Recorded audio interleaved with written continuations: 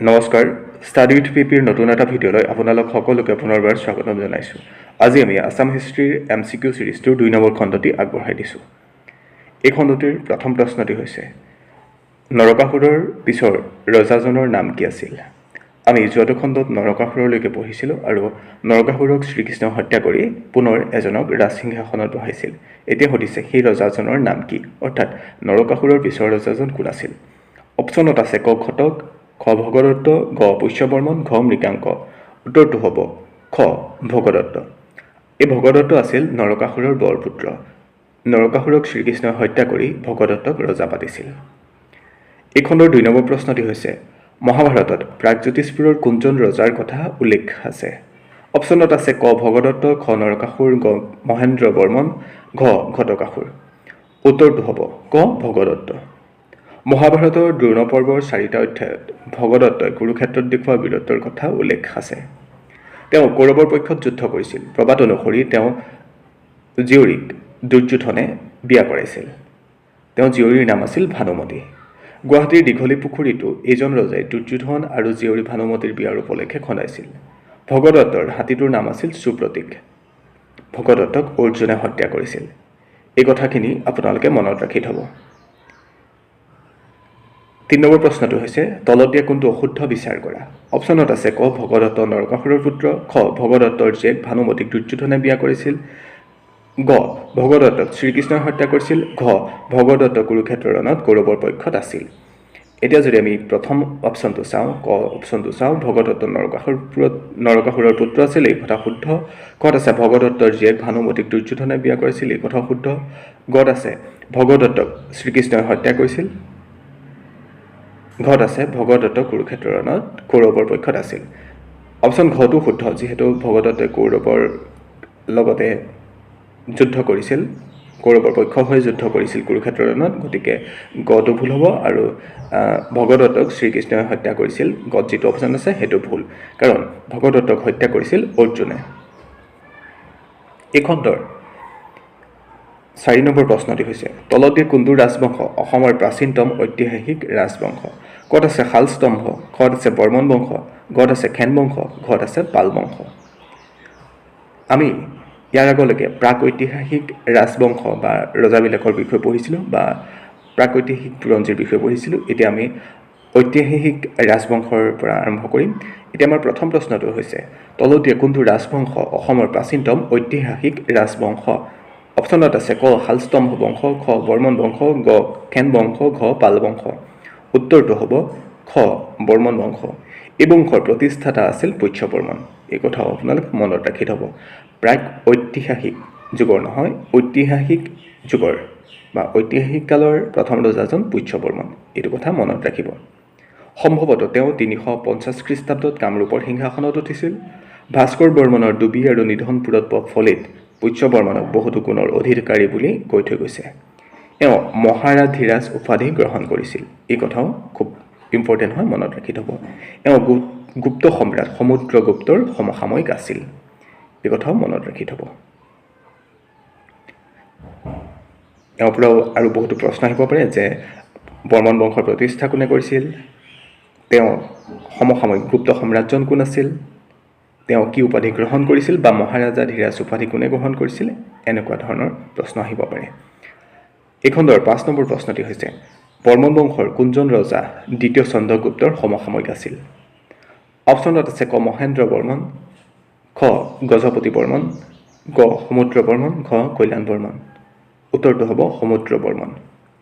সমুদ্ৰ বৰ্মন পুষ্যবৰ্মনৰ পুত্ৰ আছিল। এই কথা মনত ৰাখি থ'ব। পুষ্যবৰ্মনৰ পিছৰ বৰ্মন বংশৰ ৰজাজনে সমুদ্ৰ বৰ্মন, আৰু এই সমুদ্ৰ বৰ্মন আছিল পুষ্যবৰ্মনৰ পুত্ৰ। এই খণ্ডৰ 6 নম্বৰ প্ৰশ্নটো হৈছে, কামৰূপৰ কোন ৰজাৰ জীয়ৰী কাশ্মীৰৰ ৰজা মেঘবাহনৰ লগত বিয়া হৈছিল? অপশ্যনত আছে ক মহেন্দ্ৰ বৰ্মন, খ গজপতি বৰ্মন, গ সমুদ্ৰ বৰ্মন, ঘ বল বৰ্মন। উত্তৰটো হ'ব ঘ বল বৰ্মন।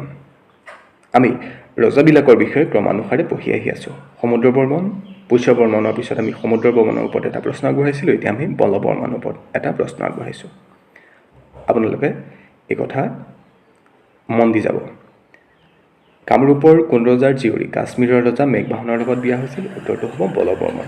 বলবৰ্মনৰ জীয়ৰী অমৃতপ্ৰভাৰ কাশ্মীৰৰ ৰজা মেঘবাহনৰ লগত বিয়া হৈছিল। এই কথা কলহনৰ ৰাজতৰংগিনীত উল্লেখ আছে। অমৃতপ্ৰভাই কাশ্মীৰত অমৃত ভৱন নামৰ এটি বৌদ্ধ মন্দিৰো নিৰ্মাণ কৰিছিল। এতিয়া আমি গম পালোঁ যে ৰাজতৰংগিনী গ্ৰন্থখন কাৰ আৰু অমৃত ভৱন নামৰ যিটো বৌদ্ধ মন্দিৰ সেইটো কোনে নিৰ্মাণ কৰাইছিল। এই খণ্ডৰ ৭ নম্বৰ প্ৰশ্নটি হৈছে অশ্বমেধ যজ্ঞ আয়োজন কৰা কামৰূপৰ প্ৰথম ৰজাজন কোন? অপশ্যনত আছে মহেন্দ্ৰ বৰ্মন, গজপতি বৰ্মন, সমুদ্ৰ বৰ্মন, বলবৰ্মন। উত্তৰটো হ'ব ক মহেন্দ্ৰ বৰ্মন। এই গণপতি বা গজেন্দ্ৰ বৰ্মনৰ পুত্ৰ আছিল। মহেন্দ্ৰ বৰ্মন গণপতি বা গজেন্দ্ৰ বৰ্মনৰ পুত্ৰ আছিল। ভাস্কৰ বৰ্মনৰ ডুবি তামৰফলিত উল্লেখ আছে যে মহেন্দ্ৰ বৰ্মন এজন শক্তিশালী ৰজা। তেওঁ অশ্বমেধ যজ্ঞ বা ঘোঁৰা বলিদান দি গুপ্ত সাম্ৰাজ্যক পৰাস্ত কৰি কামৰূপৰ ৰাজ্য সীমা বঢ়াইছিল। তেওঁ সাম্ৰাজ্য নীতি গ্ৰহণ কৰিছিল আৰু মহেন্দ্ৰ বৰ্মনৰ পিছত পুত্ৰ নাৰায়ণ বৰ্মনে ৰাজত্ব কৰিছিল। মহেন্দ্ৰ বৰ্মন কাৰ পুত্ৰ আছিল? গণপতি বা গজেন্দ্ৰ বৰ্মনৰ পুত্ৰ আছিল। তেওঁ অশ্বমেধ যজ্ঞ কৰিছিল আৰু অশ্বমেধ যজ্ঞ কৰা প্ৰথম ৰজাজন কোন আছিল? মহেন্দ্ৰ বৰ্মন। আৰু গুপ্ত সাম্ৰাজ্যক পৰাস্ত কৰাও প্ৰথম ৰজাজনে হৈছে মহেন্দ্ৰ বৰ্মন। এই কথা আপোনালোকে মনত ৰাখি থ'ব। এই খণ্ডৰ ৮ নম্বৰ প্ৰশ্নটি হৈছে বৰ্মন বংশৰ কোনজন ৰজাক মহাভূত বৰ্মন বুলি জনা যায়? অপশ্যনত আছে ক ভূতি বৰ্মন, খ নাৰায়ণ বৰ্মন, গ স্থিত বৰ্মন, ঘ ভাস্কৰ বৰ্মন। উত্তৰটো হ'ব ক ভূতি বৰ্মন। ভূতি বৰ্মনক মহাভূত বৰ্মন বুলি জনা যায়। এওঁ মহেন্দ্ৰ বৰ্মনৰ দৰেই সাম্ৰাজ্য নীতি গ্ৰহণ কৰিছিল। তেওঁৱে প্ৰথম ৰজা যিয়ে ৰাজ্য সীমা কৰতোৱা নদীৰ পাৰলৈকে বিস্তৃত কৰিছিল। তেওঁ গুপ্ত ৰজাসকলৰ আৰ্হিত পৰম ভট্টাৰক পৰম দৈৱত উপাধি গ্ৰহণ কৰিছিল। এই খণ্ডৰ ৯ নম্বৰ প্ৰশ্নটি হৈছে কোনজন ৰজাক স্থিৰ বৰ্মন বুলি জনা যায়? অপশ্যনত আছে ক ভূতি বৰ্মন, খ নাৰায়ণ বৰ্মন, গ স্থিত বৰ্মন, ঘ ভাস্কৰ বৰ্মন। উত্তৰটো হ'ব গ স্থিত বৰ্মন। স্থিত বৰ্মনক স্থিৰ বৰ্মন বুলিও জনা যায়। এই খণ্ডৰ ১০ নম্বৰ অৰ্থাৎ একেবাৰে শেষৰ প্ৰশ্নটি হৈছে সুস্থিত বৰ্মনক কি নামেৰে প্ৰসিদ্ধ আছিল? সুস্থিত বৰ্মন কি নামেৰে প্ৰসিদ্ধ আছিল? অপশ্যনত আছে ক শ্ৰীমৃগাংক, খ বলৱান, গ কুমাৰ, ঘ মহাৰাজা। উত্তৰটো হ'ব ক শ্ৰীমৃগাংক। এই শ্ৰীমৃগাংক বুলি আৰু এজন ৰজাৰ বিষয়ে আমি পিছত পঢ়িবলৈ পাম, যিজন অৰিমত্ত বংশৰ বুলি আমি গম পাওঁ। মৃগাংক বুলি অন্য এজন ৰজাও কথা আমি ইয়াৰ পিছত পঢ়িবলৈ পাম, কিন্তু সেই ৰজাজন এইজন নহয়। সেই কথা মনত ৰাখিব। সুস্থিত বৰ্মনক শ্ৰীমৃগাংক নামেৰে জনা গৈছিল। সুস্থিত বৰ্মন বা মৃগাংকৰ দুজন পুত্ৰ আছিল। প্ৰথমজন সুপ্ৰতিষ্ঠিত বৰ্মন। তেওঁ অকাল মৃত্যু হোৱাত দ্বিতীয় পুত্ৰ ভাস্কৰ বৰ্মন ৰজা হয়। এই ভাস্কৰ বৰ্মন একেবাৰে শেষৰজন ৰজা বৰ্মন বংশৰ। আমি ইয়াৰ পিছৰ ভিডিঅ'ত ভাস্কৰ বৰ্মনৰ বিষয়ে পঢ়িবলৈ চেষ্টা কৰিম। আজিলৈ ইমানেই। আশা কৰিছোঁ আপোনালোকে ভিডিঅ'টো চাই ভাল পালে। যদি ভাল পালে আমাৰ ইউটিউব চেনেলটো ছাবস্ক্ৰাইব কৰি দিয়াৰ লগতে আপোনালোকে বন্ধু বান্ধৱীলৈ শ্বেয়াৰ কৰি দিব।